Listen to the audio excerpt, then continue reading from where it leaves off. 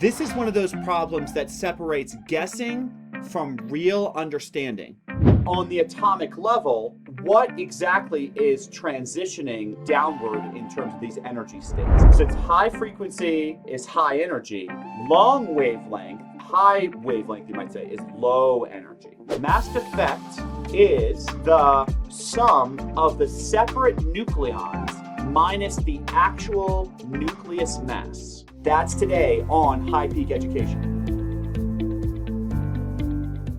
It says, some transitions between energy states of an atom are shown. Which transition will emit a photon of the longest wavelength? This is, I would definitely call this atomic physics. See how it says atomic and nuclear? Because on the atomic level, what exactly is transitioning downward in terms of these energy states? So these are electron transitions. When we look at energy level transitions, one of the things in physics we realized in the late 1800s is that the energy of a transition, when it emits a photon, it obeys the conservation of energy. In other words, the energy that's lost by transitioning from one higher level to another emits a photon of the same energy. And that energy of that photon is directly related to the wavelength or frequency of the photon emitted. Through what very important equation is the energy emitted by a photon related to the energy transition? I would say Planck's equation. Does that sound familiar? It's most famously written as E equals hf. So let's talk about what h is. H is, well, whose constant? Planck's constant, right. So this is Planck's constant. And what value does Planck's constant have? So it's 6.63 times 10 to the minus 34 joules times second. That's because f, the frequency, is in hertz, which is 1/seconds. H, being in joules times seconds, gives us energy in joules. Now, what exactly is a photon? So a photon is actually going to be a packet and a wave of light. Here's a way to kind of visualize it for your brain. Light is actually a particle and a photon at the same time. We think of the particle as the E equals mc squared, because the particle part is that there's energy in the photon related to the mass of the particle itself. But then the photon energy is related through Planck's equation, E equals hf. So it's kind of both. By the way, this was a hot debate for hundreds of years. Newton thought light was a particle. Then around the year 1800, Thomas Young did the famous experiment where he let light through a window. He was able to show through two slits that you have constructive and destructive interference. But it wasn't until Einstein came along that we were able to definitively show that it's both. And it's because it's contained in these packets called photons. So you think of a photon as a packet of light which has weight. Now, that all being said, if light is a wave, a traveling electromagnetic wave, so it travels along, it's electromagnetic in that an accelerated electron produced it, and it's alternating electric and magnetic fields as it propagates. And then last but not least, should the traveling electromagnetic wave have a certain wave speed? What is that famous wave speed? Exactly, that's just the speed of light, which we always just use lowercase c. That is the symbol that's used. And so for the speed of light, wave speed is equal to wavelength, that's lambda, times frequency f. That's a well-known equation from earlier physics. So it stands to reason if you're looking for f, the frequency, you could say f is equal to c over lambda, speed of light divided by wavelength. So that is going to give us this other version of the equation. Even though the traditional form of Planck's equation is E equals hf, f can be thought of as speed of light divided by wavelength when the frequency of the object we're talking about is that of a photon. Okay, so with all that said, let's think about this.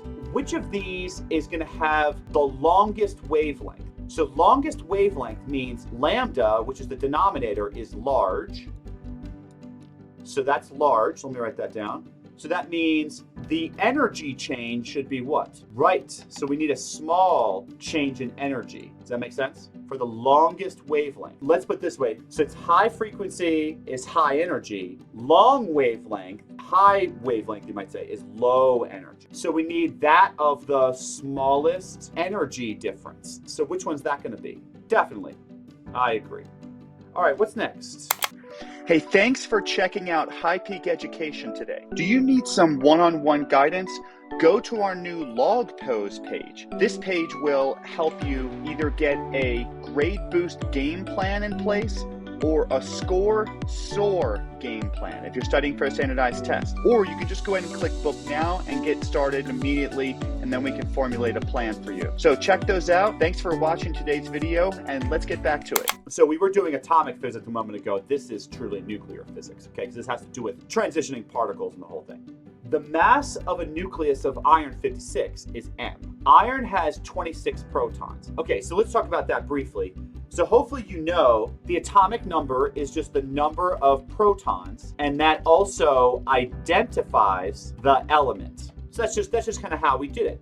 And that's because since electrons can constantly be exchanging, it's easier to define which element we're talking about based on the number of protons. So like for instance, whenever I see 6 protons in an atom, I always know it's a carbon atom because carbon will always have 6 protons, right? Like always, not negotiable. But here's the deal. Will the number of neutrons always be the same? No, because that's called isotopes. Probably one of the most famous ones used in carbon dating is carbon-12 versus carbon-14. So carbon-14 has more neutrons. It's going to radioactively decay when an organism dies. And so the ratio of carbon-14 to 12 is how we estimate how old something is. Here we have iron 56. Now think about this. Iron has 26 protons. I didn't have that memorized, but they told us that. How many neutrons would this iron have? Yeah, totally, 30 neutrons. So with that, we asked the question, what is the mass defect of the nucleus of iron 56? The mass of the nucleus is capital M. If you've got 30 neutrons and 26 protons, what are the only choices that still obey that so far? Yeah, B and D, because that's giving us the mass of the nucleus so far. Now here's a question. Do we include the mass of electrons, like here in choice D?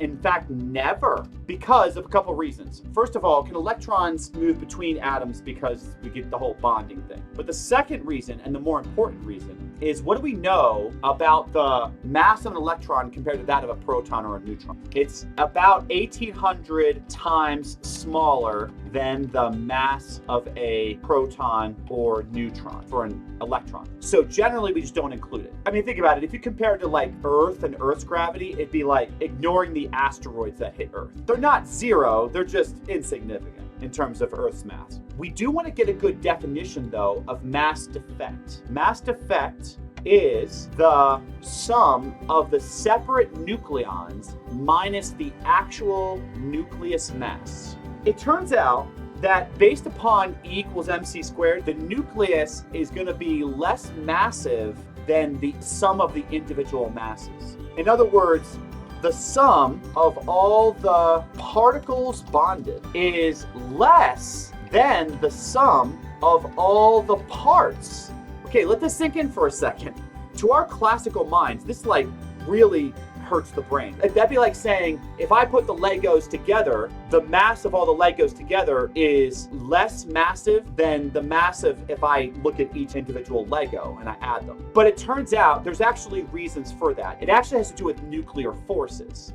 What that means is a bunch of protons are really close to one another and they stay there. But in terms of the electrostatic force, they should repel each other, but it turns out they don't. And they're held together by this nuclear force. So it turns out the reason nuclear reactions and the whole thing like have so much energy locked in them is because there's so much energy binding the nuclei together. In other words, the nucleons. Now the nucleons are going to be protons and neutrons. So what it does is it prevents a nucleus from being pulled apart naturally on its own. because the objects are pulled together by that nuclear force, it turns out we reduce the overall energy. Could you imagine that? They're kind of almost congealed. Because they're congealed together, they actually have less effective mass. So since they have less effective mass, this is important, the actual nucleus mass is smaller than the sum of the parts. And so because they told us the actual, here we go, nuclear mass was m, what should we be subtracting to get the mass defect, to get the final answer? I know that's kind of weird to get your mind around, but now, by the way, that's under what's called the standard particle model these days. Now, the standard particle model has to do with how many subatomic particles do we believe there are. So we have things like the electron, the lepton, the neutrino, the Higgs boson. Some of these are a little more famous. You may have heard of some of them. But the thing is, like, that's the current understanding of what all stuff is made of these days. So when we do this kind of problem, we have to assume the standard particle model. It's very possible in the next couple decades, somebody could come up with something better, and then we just need to rewrite our physics textbooks for problems like this. Good job.